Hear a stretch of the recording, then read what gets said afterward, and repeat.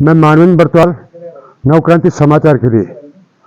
और आज मैं पहुंचा हूं अंकिता भंडारी के गांव में, यही जहां वो पली बड़ी थी और ऊंचे ख्वाब लेकर के उस बनतरा रिजॉर्ट में नौकरी करने गई थी।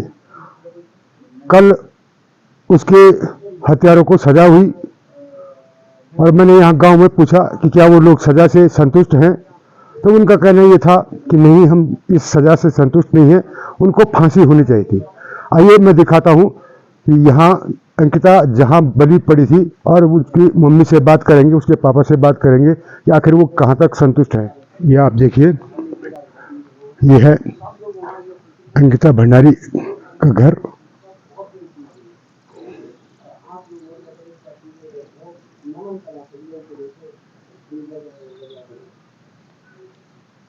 अब आप लगा सकते हैं कि यहाँ से उसने कितने बड़े सपने पाले होंगे अपने इस घर को सुधारने के लिए, लेकिन क्रूरता की हदों के कारण उसका मर्डर किया गया। कल उनको सजा हुई और उस सजा से उसके मम्मी पापा भी संतुष्ट नहीं दिख रहे हैं। आइए मैं उनसे बात कराऊंगा आपकी। सरस्वती शिशु मंदिर विकास मार्ग पौड़ी की है। इसमें कहीं न कहीं वो यादें थी जो आज नहीं रह गई हैं।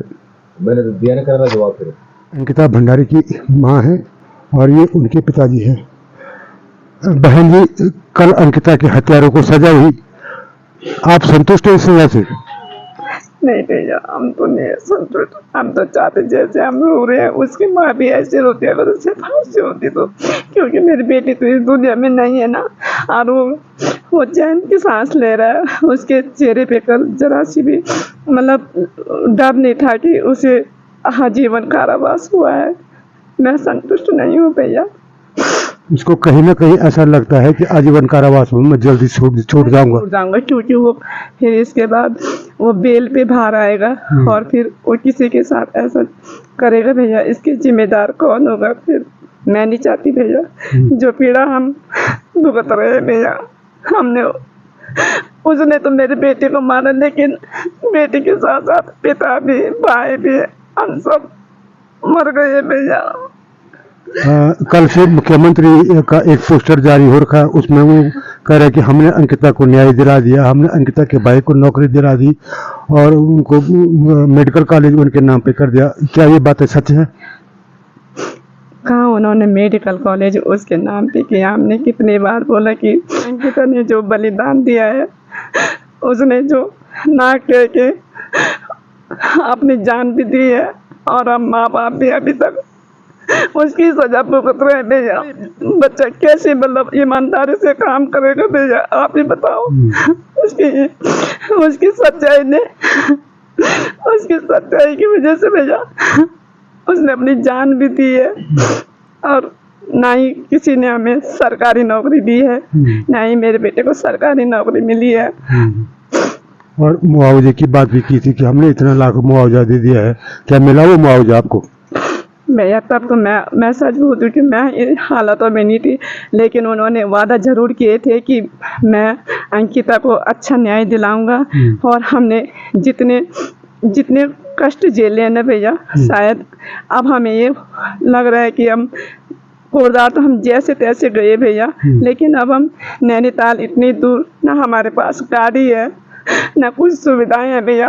आप हमारी हालत भी देख सकते हो कि हम आगे कैसे जाएंगे, कैसे आएंगे भैया। जब कोरदार से हम 12-1 बजे रात, हमारे गांव का रास्ता भी आप लोगों ने देखा होगा। कभी कभी तो हमें ट्रक वाले भी हम पर दया करते हैं भैया, वो हमें यहाँ तक लाते थे आधा रात तक।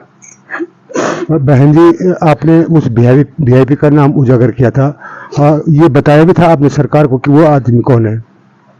भैया मैं चाहती हूँ कि जिस तरह से उन्होंने मेरी बेटी की मतलब कॉल डिटेल निकाली उसकी, और पुष्प की कॉल डिटेल निकाली, उसी तरह वो पुलकित की और उन दोनों आरोपियों की और वो जो अस्टेबल सर्विस वाला था उसकी भी कॉल डिटेल निकालते तो पता चल जाता कि दोषी कौन है।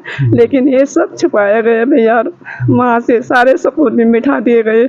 आज ये हालत भी तभी है भैया, उसको पहले फांसी मिल जानी चाहिए थी, लेकिन कहीं ना कहीं हमारे साथ ये गुमराह हो रहा है केस भी, क्योंकि फांसी होनी चाहिए थी लेकिन आजीवन की, ताकि धीरे धीरे इस केस को लोग भूल जाएंगे, क्योंकि भूल नहीं है भैया, क्योंकि आजकल के उसमें लोग हमें जो देखेंगे कि अपने परिवार को देखेंगे।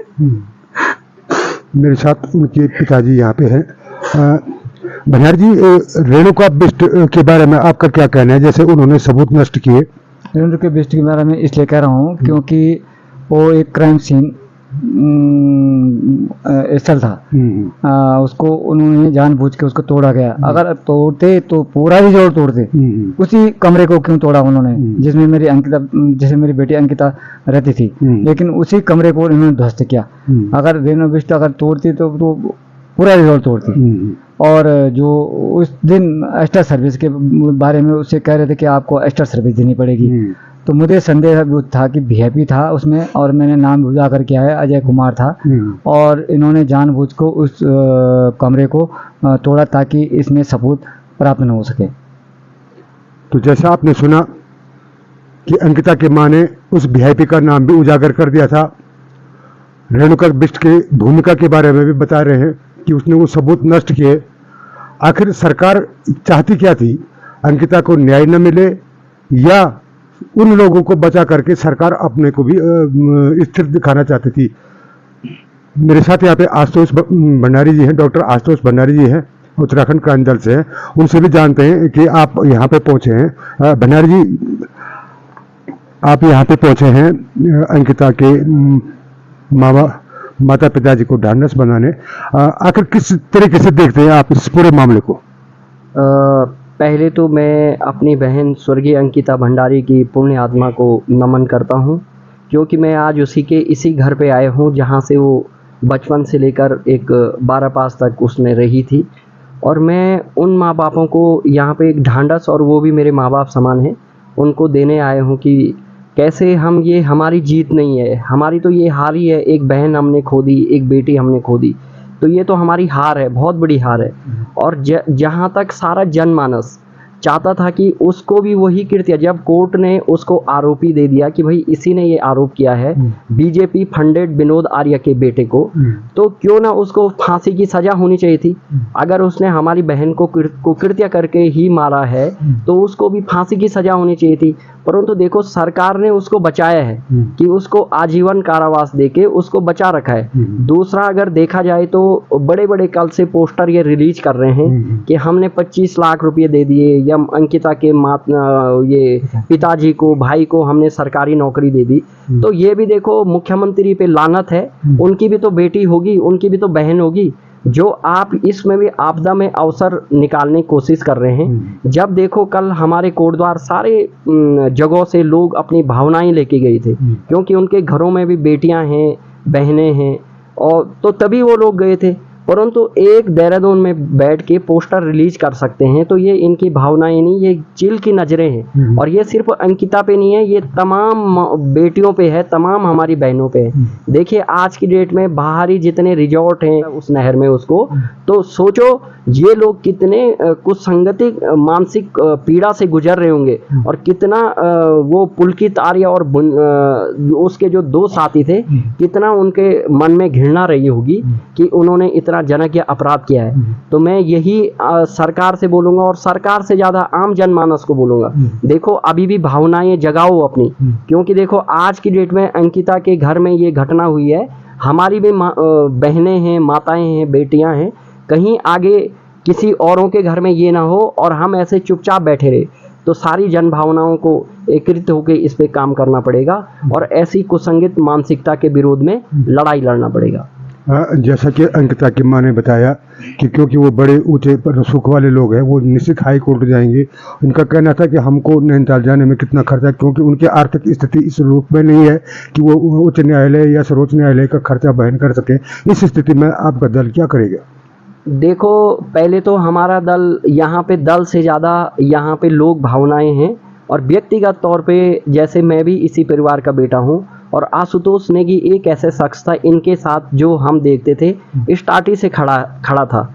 और जब उन्होंने चुनाव भी लड़ा, फिर भी वो इनके साथ बिल्कुल मजबूती के साथ लड़ता रहा, और वहाँ पे देखो कल अगर उनकी आंखों में आंसू रहे होंगे, उनकी भावनाएं कंट्रोल नहीं हो रही होंगी, जब ये फैसले का दिन था, कल सुनवाई का दिन था, तो हमारा दल देखो पहले तो ऐसा सुप्रीम कोर्ट या हाई कोर्ट भी मैं गुजारिश करूंगा सभी से और उन माननीय अदालत से कि इस केस को वह गहनता से देखते हुए वहीं पे खारिज कर देना चाहिए, क्योंकि जब एक आरोपी इतना बड़ा आरोप करके यहाँ तक जाएगा तो वहाँ पे सुप्रीम कोर्ट हाई कोर्ट को पहले तो उनको खारिज कर देना चाहिए, वो केस ही दायर नहीं करना चाहिए वहाँ पे, क्योंकि ठीक है संविधान भी बोलता है, परंतु ये एक मर्डर केस है तथाकथित और बिल्कुल दिखने वाला मर्डर केस है ये, तो पहले तो कोर्ट को इसे खारिज कर देना चाहिए। और इन केस अगर कुछ ऐसे होता है तो तमाम जनों को, जितने भी हम राजनीतिक और संगठन जितने भी हैं, सबको इस परिवार के साथ खड़ा होना पड़ेगा, क्योंकि ये पहले ही बता रहे हैं। अभी देखो जब ये रात को आ रहे होंगे कोटद्वार से तो इनके गांव घर गाड़ियां तो चलती नहीं होंगी, कैसे ये इस रास्ते से आए होंगे। देखो एक माँ का दर्द, हमारी बहन का दर्द, कितना मुश्किल से इन्होंने ये 2 साल गुजारे हैं और मैं चाहूँगा ये आगे भी ना गुजारे। मेरी भगवान से भी, केदार बाबा से ये प्रार्थना है कि बाबा इनको आशीर्वाद दो कि ऐसे काम ना हो और आगे ये केस खारिज हो जाए, जहाँ भी आगे पहुँचे। अगर आगे पहुँचे भी तो हम इनके साथ मजबूती से खड़े हैं। हमारा दल का छोटे से लेकर बड़ा पदाधिकारी अंकिता के मम्मी और पापा के साथ खड़ा है।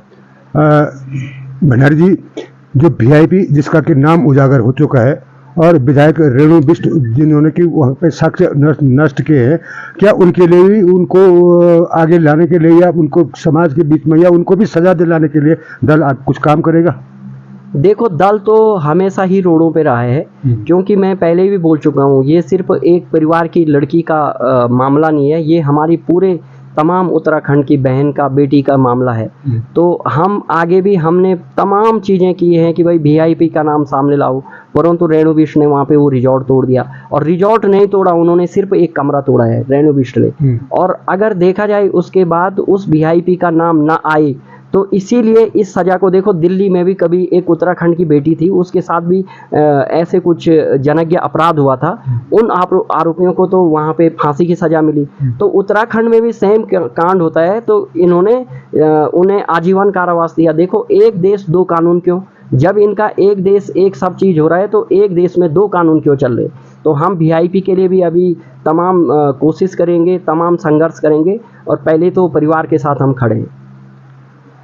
तो सुना आपने कि भंडारी जी ने कहा कि हम मजबूती के साथ उनके साथ खड़े हैं। आशुतोष नेगी जी जो हैं वो मजबूती के साथ उनके साथ खड़े हैं, और मुझे आशा और विश्वास है कि आगे उन्होंने जैसे कहा है कि हम आगे भी कहीं भी किसी भी स्तर तक जाना पड़ेगा तो हम साथ चलेंगे। मेरे साथ यहाँ पे उत्तराखंड क्रांति दल के पौड़ी जिला अध्यक्ष हैं अर्जुन सिंह। आइए जानते हैं उनसे। ये अर्जुन भाई, अंकिता के मामले में पहले से ही आशुतोष नेगी और अर्जुन, आप दोनों पहले से अब तक लगातार बने हुए, कितनी कठिनाइयों का सामना करना पड़ा अर्जुन भाई आपको इस केस में?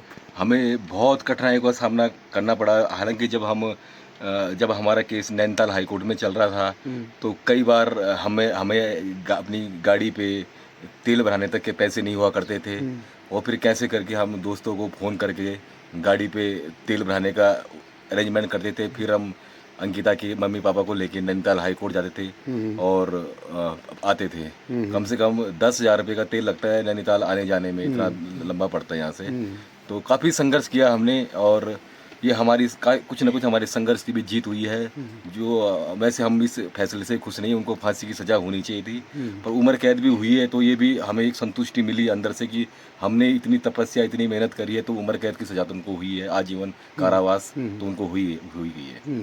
जी तो जी अंकिता आप गाँव से हाँ जी। कमना व्यवहार छो अंकिता को? अंकिता तो अच्छी व्यवहार छवि को, बहुत अच्छी लड़की है वो, स्वभाव की अच्छी है वो तो। अच्छा, हाँ बहुत अच्छी लड़की है वो। तो जो तेको कत्ल करी ब्याल तो सजा मिलेगी। हाँ ते बारे में क्या बोल तुम?